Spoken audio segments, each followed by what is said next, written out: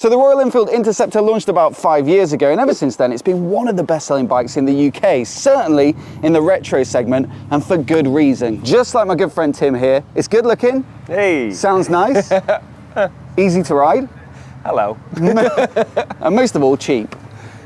Nice, that started as a compliment. But fast forward to this year, and they followed it up on the same 650 engine platform with a cruiser-style bike in the form of the Super Meteor. Now this one is a little more like myself, refined, a bit heavier, a bit wider, and not as tall either.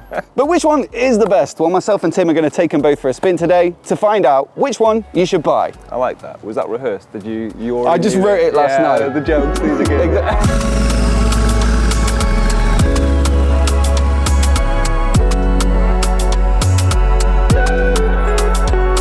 So first up, mate, a massive thanks to Fowlers for lending us the Interceptor today. They've got a whole stock of Enfields, of course, but loads of other retro bike brands, so definitely check them out if you're in the market for something like this. And as usual, Tim, we're going to do our little scoring exercise throughout the video so we can declare a winner at the end. First up, we're going to talk about styling. Yes, obviously the one that you've got over there is your standard retro classic bike, very similar to a Bonneville, especially in terms of aesthetics and looks. So that one in particular, obviously got that chrome tank, which looks fantastic. Dual clocks, quilted seats, spoke wheels, all of the pretty things that we like from a classic bike, but more of an upright riding position. And obviously the one that I've got is lower to the ground at least. Actually, as far as cruisers, quite a sort of dinky, cute little cruiser. Yeah, and it's got like the big wide bars, the forward feet, you know, it's raked out, and it's much more of a like, I think it looks a little bit more quality and premium, and yeah, that's kind of what you want from a cruiser. Say, that the finish on that one's good, but actually I think this one is a slight step up actually. Like it's just a bit more like fanciness to it. Yeah. A little bit. Generally, just a little bit fatter in certain areas as well. Like the indicators, for example, the tail light, just kind of chunky, round. Yeah, I get what you're saying. Chunky forks, chunky tank. Even the levers quite feel, you know, a bit more Harley-esque, I would say, actually. Yeah. They get big chunky levers. Yeah. So, which one's your point going to, looks-wise? Ooh. I mean, it's a really tough one, isn't it? Honestly, it would be fractional between the two. But I think at the moment, I would go for the Super Meteor. I'm going to have to say this. This is the sort of bike that I love the looks of. I get what you're saying, Nat, but we're calling it 1-1. I think also, before we get on the road, it's time for a quick sound check. They should sound roughly the same. It's the same engine, basically, but there is a little bit of difference between the silencers. I'll operate the muff today, if you want to be the rever.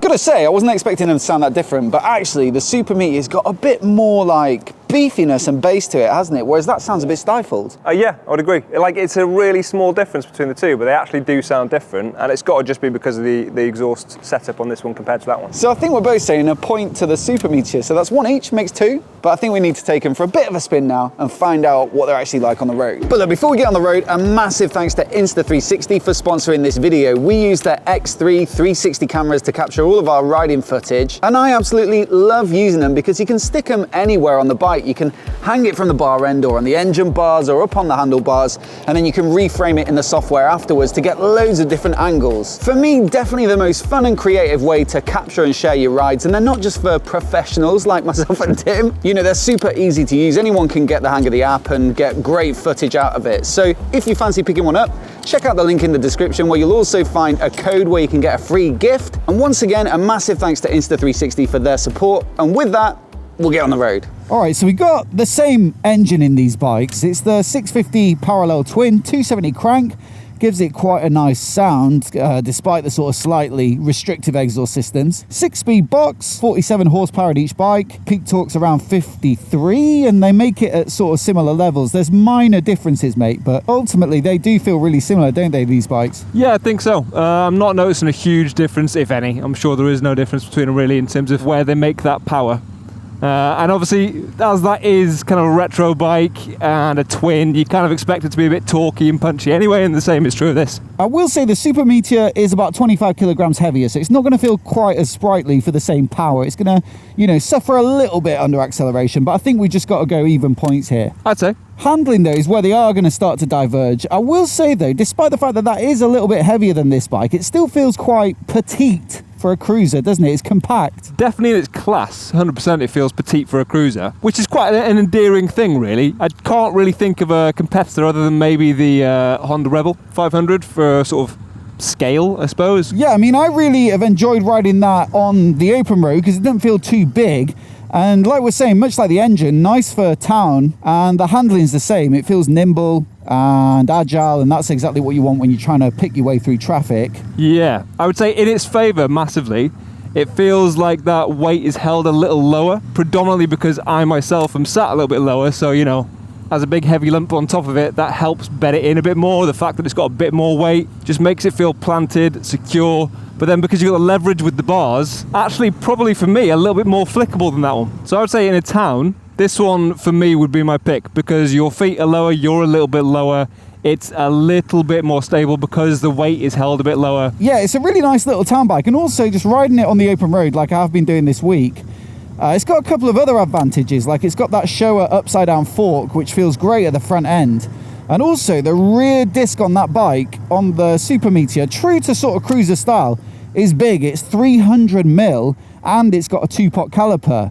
So much bigger than this bike, single pot on this bike. I think it's like a 220 or something. And as a result, you do get a lot of braking power on that rear disc. So the extra 20 odd kilos doesn't really matter to me. If you're willing to brake with both, you don't really notice it slowing down. Yeah, and your feet are automatically in the right position on a cruiser because it's forward facing. You're right there over that rear brake anyway. Yeah, I think the Interceptor probably is the more, you know, sporty feeling bike, but I'll probably give the point to the Super Meteor just because I feel like for a cruiser, it's really impressed me. Definitely. It's a lot more engaging and more flickable and more threadable around town than I was expecting. And I think it's a massive, you know, selling point of that bike. Yeah, I mean, on a day like today where we're riding, definitely my point's going to this. Ask me if we were out on some B roads, and obviously I probably would go with the Interceptor, but right now, I'm not going to fight you for the keys. Put it that way. Right, next category is comfort. And this is, you know, as you'd expect, very upright, very regular foot peg position. I mean, yeah, pretty neutral, I would say, as far as a riding position, definitely. Really comfy, nice riding position, nice squishy saddle.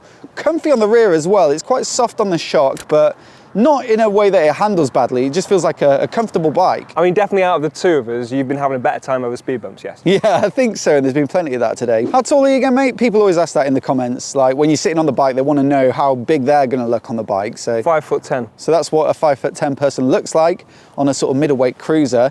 This is, you know, as you'd expect, feet forward, bars are wide and a bit further back, seat is a little bit lower. I wouldn't say it's like super low, but it's certainly more accessible down to the ground. We've both found it a bit firm on the shock though. Yeah, definitely.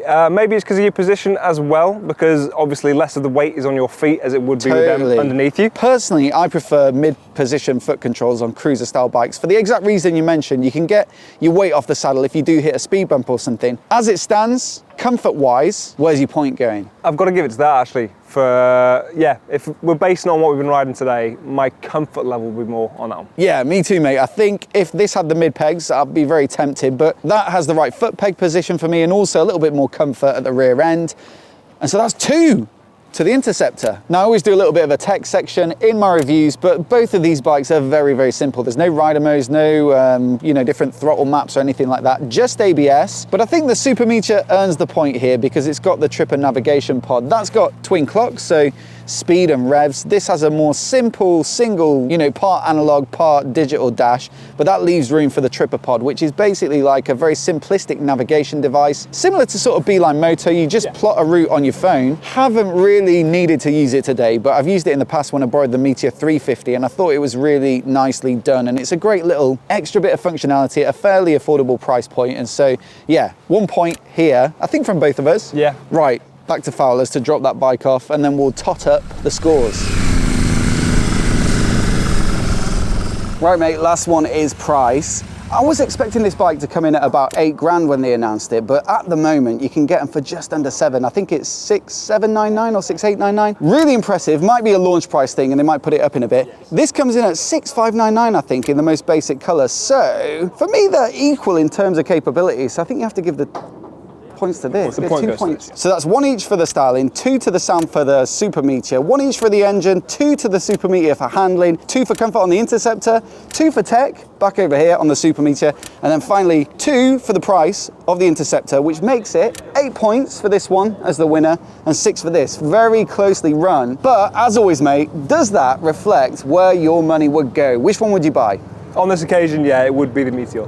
Interesting, I'd go for this, and I was expecting you to go for the Interceptor as well, just because we're, you know, retro guys. That's true. I mean, I would still say this is a retro-looking cruiser. Yes, that is It's just true. a slightly different flavour than that one. Well, you're now a cruiser guy. Sorry, you're out of the retro club. No? All right, bye. As always, we'd love to know which bike you guys have picked down in the comments below, so do let us know. Again, a massive thanks to Fowlers for letting us borrow their Interceptor demo. Both of us super impressed with the Super Meteor, but if it looks a little bit big and expensive to you, then there is also the single-cylinder Meteor 350, which I made a review of last year. Really enjoyed it, and I'll put a link to that review on the screen now so you can give it a click, give it a watch. It'll probably be around Here. yeah, Covering exactly. me. Sorry, mate, I've covered you up there. Many thanks for watching, and we'll see you in the next video. Bye.